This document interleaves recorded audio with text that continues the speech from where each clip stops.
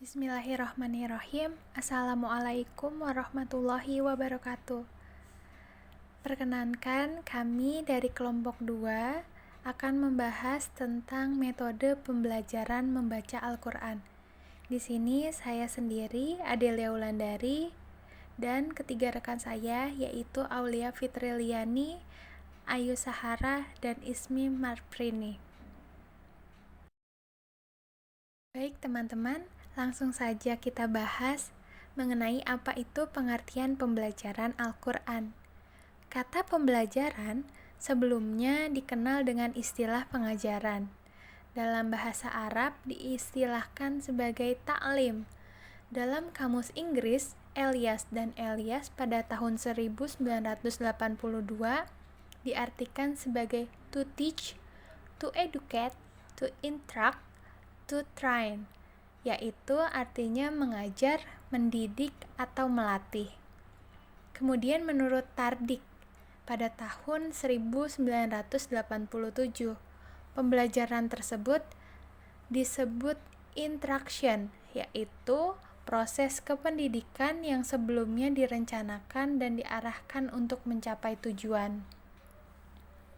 Kemudian ada lagi menurut Muhammad Arifin pada tahun 1976 dalam bukunya Ramayulis tahun 2002 halaman 26 yang menyatakan belajar adalah suatu kegiatan anak didik dalam menerima, menanggapi, serta menganalisa bahan-bahan pelajaran yang disajikan oleh pengajar yang berakhir pada kemampuan untuk menguasai bahan pelajaran yang telah disajikan. Nah, sedangkan di dalam Al-Quran diambil dalam bahasa Arab yakni qara'a, yaqra'u, qira'atan atau Qur'anan yang berarti menghimpun huruf-huruf serta kata-kata dari satu bagian ke bagian yang lain secara teratur. Menurut Muhaimin pada tahun 1994 halaman 86. Dalam surat Al-Ankabut ayat 45, perintah untuk membaca Al-Quran. Artinya, bacalah apa yang telah diwahyukan kepadamu, yaitu Alkitab Al-Quran, dan dirikanlah sholat. Agama Islam memerintahkan kepada umatnya untuk mengajar dan mempelajari kitab suci Al-Quran yang paling banyak. Karena Al-Quran adalah sumber dari segala ajaran Islam yang mencangkup segala aspek kehidupan manusia. Dan Al-Quran juga memberikan rahmat dan hidayah bagi umat manusia di dunia. Oleh karena itu, peran orang tua sangat penting dalam menentukan perkembangan pendidikan anak, terutama dalam bidang keagamaan. Dan kita bahas mengenai model pembelajaran Al-Quran. Nah, model sendiri ini dapat dikatakan atau diartikan sebagai penyederhanaan atau simplikasi sesuatu yang kompleks agar mudah dipahami. Model dapat pula diartikan sebagai seperangkat langkah atau prosedur secara urut dalam mengerjakan suatu tugas. Model dapat pula diartikan sebagai representasi grafik untuk menggambarkan situasi kehidupan nyata atau seperti yang diharapkan. Menurut Wahyudin pada tahun 2002 halaman 23. Nah, model-modelnya itu apa saja sih? Yang pertama ada model quantum teaching. Model quantum teaching juga dapat diartikan sebagai pendekatan pengajaran untuk membimbing peserta didik agar mau belajar, menjadikan sebagai kegiatan yang dibutuhkan peserta didik. Di samping itu, untuk memotivasi, menginspirasi, dan membimbing guru agar lebih efektif dan sukses dalam mengasuh pembelajaran, sehingga pembelajaran tersebut lebih menarik dan menyenangkan. Nah, yang diharapkan agar terjadi lompatan kemampuan peserta didik serta mengikuti kegiatan pembelajaran yang dilakukan. Kemudian yang kedua ada model problem based learning atau PBL. Problem based learning adalah salah satu model pembelajaran yang berpusat pada peserta didik dengan cara menghadapkan para peserta didik dengan berbagai masalah yang dihadapi dalam kehidupannya. Model pembelajaran dengan paradigma baru ini menempatkan guru bukan sebagai orang yang serba tahu, yang dengan otomatis yang dimilikinya dapat menuangkan berbagai ide dan gagasan, melainkan hanya sebagai salah satu sumber informasi, penggerak, pendorong, dan pembimbing agar peserta didik dengan kemauannya sendiri dapat melakukan kegiatan pembelajaran yang selanjutnya mengarah pada terjadinya masyarakat atau learning society. Menurut Abudin Nata pada tahun 2019 halaman 231 sampai 257. Nah, yang ketiga nih teman-teman, model guru asuh. Menurut Stopp dalam buku Jumur dan Surya pada tahun 1995 halaman 25 adalah suatu proses yang terus-menerus dalam membantu perkembangan individu untuk mencapai kemampuannya secara maksimal dalam mengarahkan manfaat yang sebesar-besarnya bagi dirinya maupun masyarakat. Kemudian pembelajaran Al-Quran. Al-Quran menurut bahasa ialah bacaan atau yang dibaca. Al-Quran adalah masdar yang diartikan dengan isim maf'ul, yaitu makru yang artinya dibaca. Sedangkan menurut istilah ahli agama, ialah nama bagi kalamullah yang diturunkan kepada Nabi Muhammad SAW yang ditulis dalam mushaf. Menurut Hasbi pada tahun 1994 halaman 1-2. Mempelajari Al-Quran termasuk cara membacanya memang tak semudah membalikan telapak tangan. Untuk mendapatkan hasil yang diharapkan, dibutuhkan seorang guru khusus yang benar-benar mempunyai kemampuan dan otoritas atau ijazah pengajaran Al-Quran. Sebab, proses pembelajaran Al-Quran menyaratkan adanya talaki, atau pertemuan guru dan murid secara langsung dalam prosesnya. Kemudian ada macam-macam metode pembelajaran Al-Quran. Metode pengajaran adalah cara penyampaian bahan pengajaran dalam proses kegiatan belajar mengajar.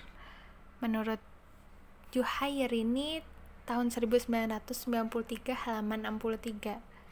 Metode adalah suatu cara untuk mencapai tujuan.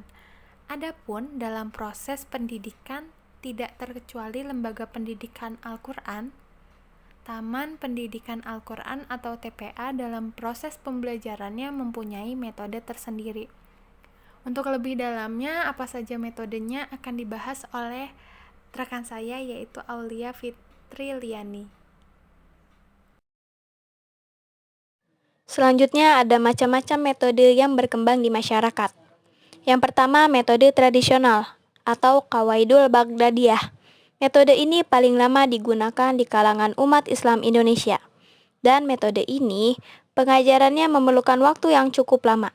Adapun pengajaran metode ini adalah anak didik terlebih dahulu harus mengenal dan menghafal huruf hijaiyah yang berjumlah 28, selain hamzah dan alif.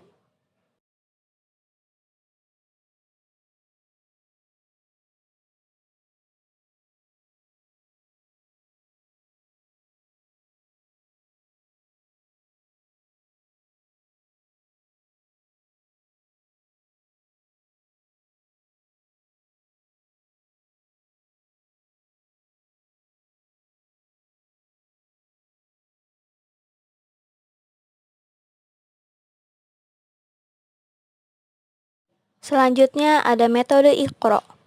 Metode pengajaran ini pertama kali disusun oleh Haji As'ad Human di Yogyakarta. Dalam metode ini garis besar sistem ada dua, yaitu buku Iqra untuk usia TPA dan buku Iqra untuk segala umur yang masing-masing terdiri dari 6 jilid. Ditambah buku pelajaran tajwid praktis bagi mereka yang telah tadarus Al-Quran. Selain itu, terdapat pula doa sehari-hari, surat-surat pendek, ayat-ayat pilihan, praktek sholat, cerita, dan menyanyi yang islami, dan menulis huruf-huruf Al-Quran bagi TPA.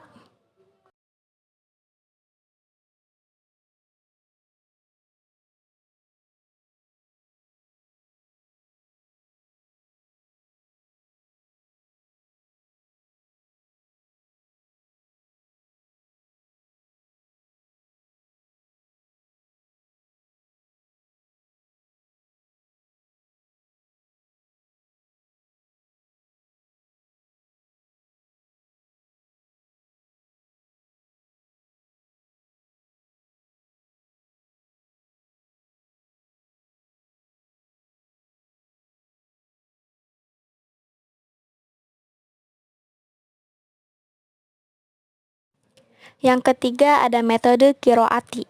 Metode Qiroati adalah suatu metode membaca Al-Quran yang langsung memasukkan dan mempraktekkan bacaan tartil sesuai dengan kaidah ilmu tajwid. Dalam pengajarannya, metode Qiroati, guru tidak perlu memberi tuntunan membaca, namun langsung saja dengan bacaan pendek.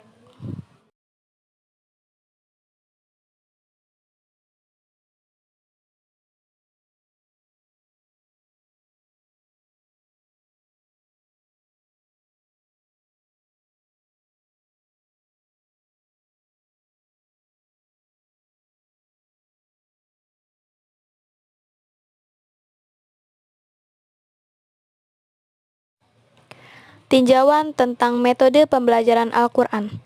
Yang pertama, pembelajaran Al-Quran pada zaman Rasulullah Shallallahu Alaihi Wasallam. Pembelajaran membaca Al-Quran adalah pembelajaran yang sangat penting bagi seluruh umat Islam, karena membaca Al-Quran adalah gerbang menuju pengetahuan Islamiyah seperti akidah, ibadah, akhlak, dan sebagainya. Proses baca ini adalah proses pertama dan utama dalam membuka kunci petunjuk umat Islam sebagaimana wahyu yang pertama turun dari Allah kepada umat manusia yang artinya, bacalah dengan menyebut nama Tuhanmu yang menciptakan. Dia telah menciptakan manusia dari segumpal darah. Bacalah, dan Tuhanmulah yang maha pemurah, yang mengajar manusia dengan perantaran kalam. Dia mengajar kepada manusia apa yang tidak diketahuinya. Quran Surat Al-Alaq ayat 1-5.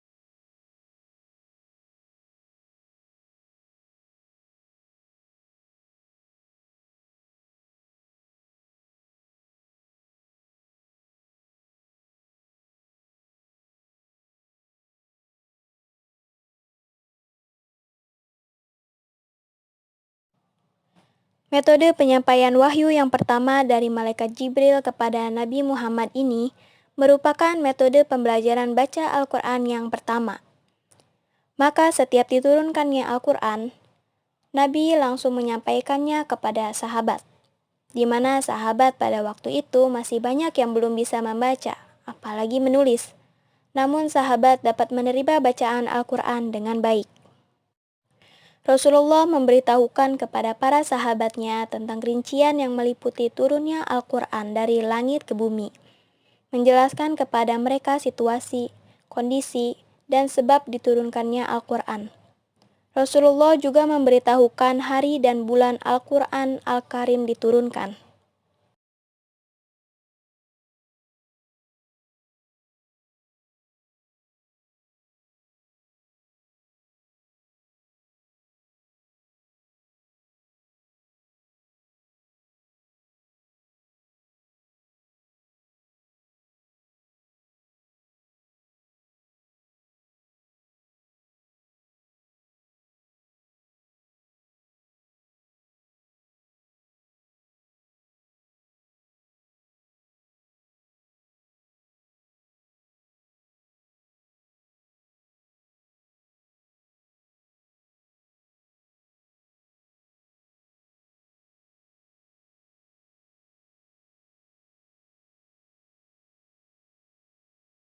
Seperti firman Allah dalam surat kedua yaitu Al-Baqarah ayat 185 yang artinya bulan Ramadan, bulan yang permulaan Al-Quran.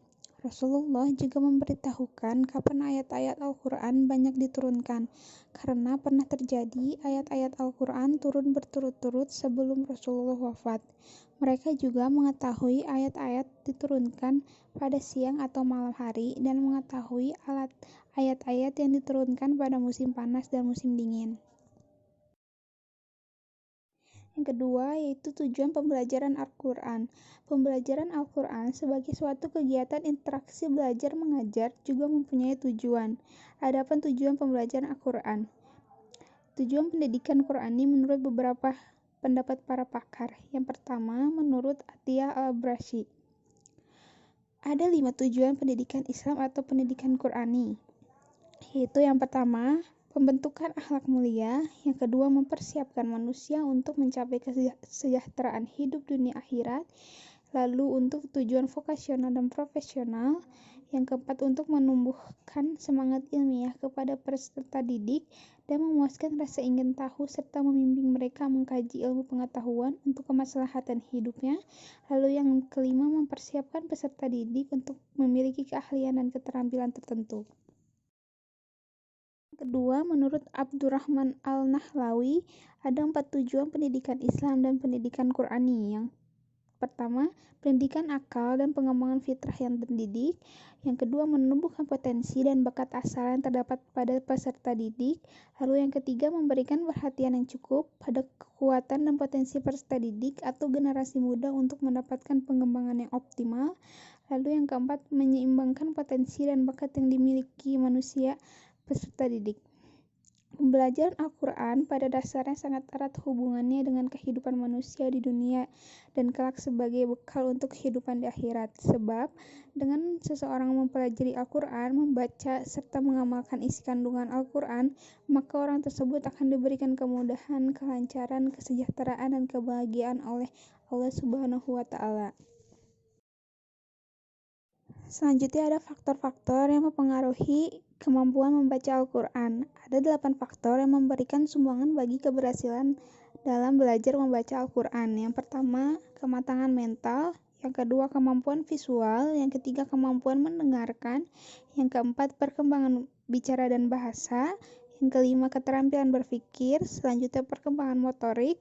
Yang ketujuh, kematangan sosial dan emosional. Yang kedelapan, motivasi dan minat.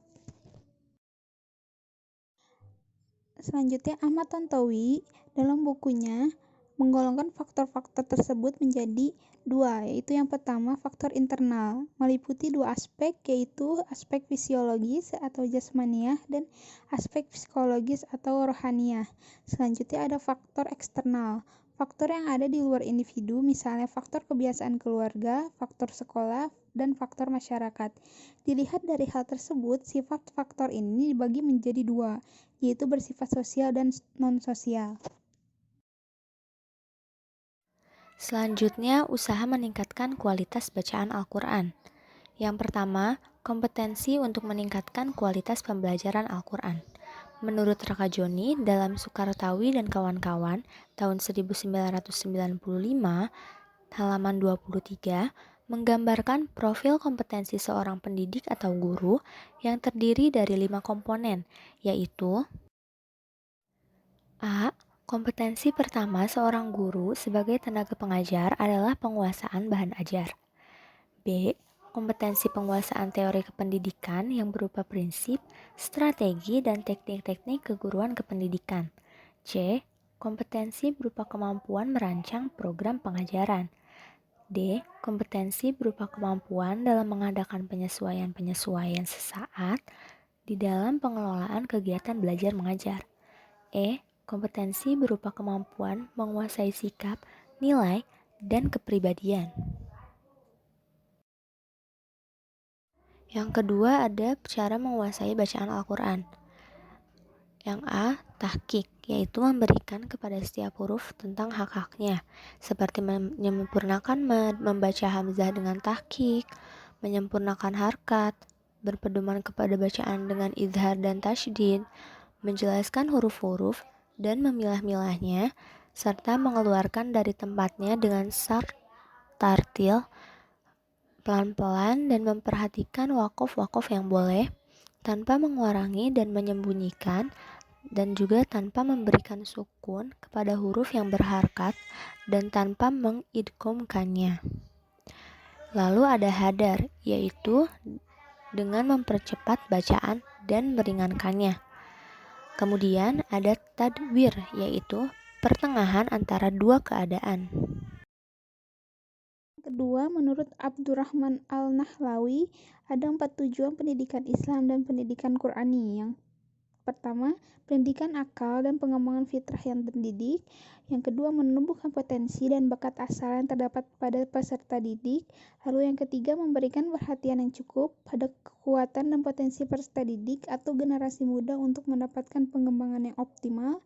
Lalu yang keempat, menyeimbangkan potensi dan bakat yang dimiliki manusia peserta didik.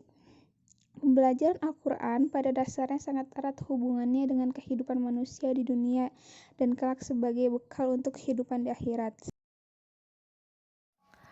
Pembelajaran tersebut harus dimulai dari keluarga melalui pendidikan, antara lain memberikan contoh atau teladan yang baik, membiasakan mereka dengan syair-syair agama, menyiapkan kondisi rumah yang agamis, memberikan bimbingan bacaan-bacaan agama yang berguna, membiasakan mereka turut serta dalam kegiatan agama, menanamkan kecintaan terhadap mereka senang membaca Al-Quran.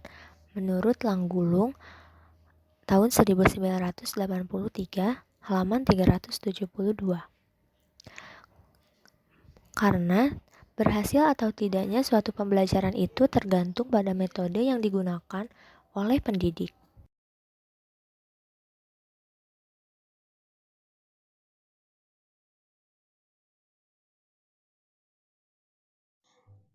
Selanjutnya, Ahmad Tantowi dalam bukunya menggolongkan faktor-faktor tersebut menjadi dua, yaitu yang pertama faktor internal, meliputi dua aspek, yaitu aspek fisiologis atau jasmaniah dan aspek psikologis atau rohaniah. Selanjutnya ada faktor eksternal, faktor yang ada di luar individu, misalnya faktor kebiasaan keluarga, faktor sekolah, dan faktor masyarakat. Dilihat dari hal tersebut, sifat faktor ini dibagi menjadi dua, yaitu bersifat sosial dan non-sosial.